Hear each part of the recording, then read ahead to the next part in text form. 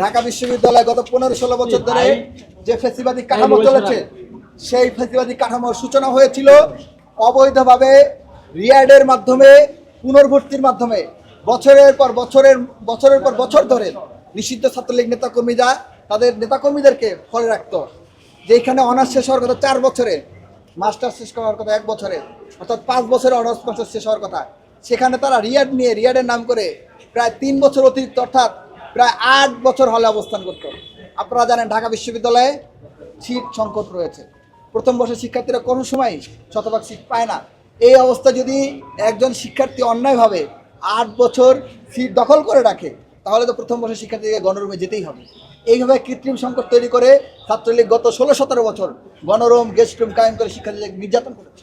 আমরা দাবি করেছিলাম, ফলে যেহেতু আমাদের সিট সংকট রয়েছে, সুতরাং সিটের স্বচ্ছ নীতিমালা দিতে হবে।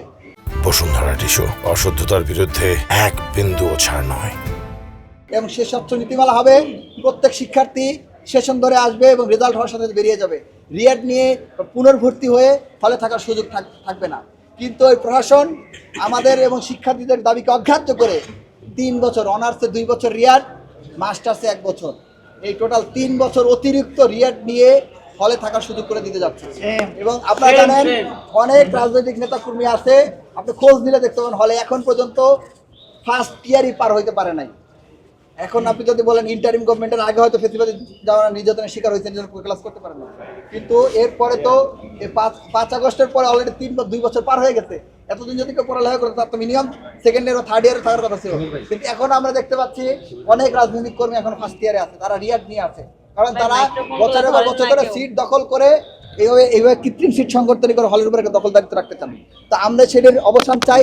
আমাদের প্রথম বর্ষের শিক্ষার্থীরা যে কান্নাকাটি করেন, হলে থাকতে পারেন না, তাদেরকে রাস্তায় ঘুমাইতে হয়, মেঝেতে ঘুমাইতে হয়, মসজিদে ঘুমাইতে হয়, ফুটপাতে ঘুমাইতে হয়। আমরা 10 বারের অধিক শুধুমাত্র একটি স্বচ্ছ সিট নীতিমালা প্রণয়নের জন্যই মাননীয় উপাচার্য মহোদয় এবং তার সংশ্লিষ্ট দপ্তরে আমরা বারবার গিয়েছি। আমাদের স্পষ্ট কথা, ঢাকা বিশ্ববিদ্যালয়ের শিক্ষার্থীদের গণরুম, গেস্ট রুম যেন কোনো অবস্থায় ফিরিয়ে নিয়ে না আসে, সেজন্য কার্যকরী একটি স্বচ্ছ নীতিমালা প্রণয়ন করতে হবে। আপনারা জানেন আমাদের একটি নীতিমালা ছিল জুলাই পরবর্তী, সেই নীতিমালায় 10 এবং 11 নাম্বার পয়েন্টে সুস্পষ্টভাবে বলা আছে, যদি কোনো শিক্ষার্থী অনার্সে দ্বিতীয়বার রিয়াড নিতে চান এবং মাস্টার্সের ক্ষেত্রে একবার যদি রিয়াড নিতে চান, তাহলে তার সিট বাতিল হওয়া সাপেক্ষে তিনি রিএডমিশন নিতে পারবেন, অর্থাৎ তার সিটটি হলে থাকবে না, এই অবস্থায় তিনি রিএডমিশন নিতে পারবেন। এবং পরবর্তীতে আবার আছে যে একজন নিয়মিত শিক্ষার্থী যদি তার নির্দিষ্ট ব্যাচের সাথে কন্টিনিউ না করেন, উনি যদি একবারের অধিক রিয়াড নেন অথবা মাস্টার্সে আবারও রিয়াড নিতে চান, সেক্ষেত্রে তার সিট থাকবে না হলে। তিনি রিয়াড নিতে পারবেন, ক্লাস করতে পারবেন, কিন্তু তার হলে সিট থাকবে না। আপনারা জানেন যে এই নীতিমালা অনুসরণ করার কারণেই আমাদের 25-26 সেশনের শিক্ষার্থীরা কিন্তু প্রথম বর্ষেই সুন্দরভাবে সিট পেয়ে যাচ্ছে। আবারও যদি আগের ট্র্যাডিশন ফিরিয়ে নিয়ে এসে তাদেরকে যদি 8 বছর মেয়াদি 3 বার যদি রিঅ্যাডমিশনের সুযোগ দেওয়া হয়, তাহলে সুনির্দিষ্টভাবে যারা এখন হলে অবস্থান করছে, যারা মাস্টার্সে আসছে, এই ছেলেরা যারা বিভিন্ন রাজনৈতিক দলের আছে, তারা সিট সেটে যাবে না, এবং যার কারণে পরবর্তী প্রথম বর্ষের শিক্ষার্থীরা সিট পাবে না। আমাদের স্পষ্ট কথা, একজন শিক্ষার্থী যখন প্রথম বর্ষে ভর্তি হইতে আসেন, যখন তাকে হল বরাদ্দ দেওয়া হয়, একই সাথে তাকে সিট নাম্বার সহ তাকে বরাদ্দ দিতে হবে।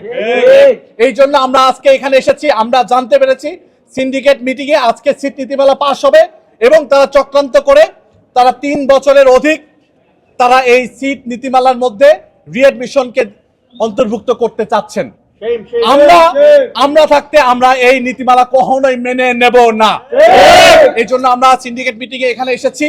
আমরা সিন্ডিকেট মিটিংয়ে এখন ঘেরাও দেব, আমরা এখন মিটিংয়ের সামনে অবস্থান করব, কারণ আমরা স্পষ্টভাবে 10 বারের অধিক এই বিষয়টা নিয়ে এসেছি, আমাদের কথাগুলো আমরা জানিয়েছি, কিন্তু তারা আমাদেরকে বারবার তারা আমাদেরকে বলেছেন যে তারা এটা নিয়ে কাজ করছেন, কিন্তু সুনির্দিষ্ট কোনো কথা তারা বলতে পারেনি।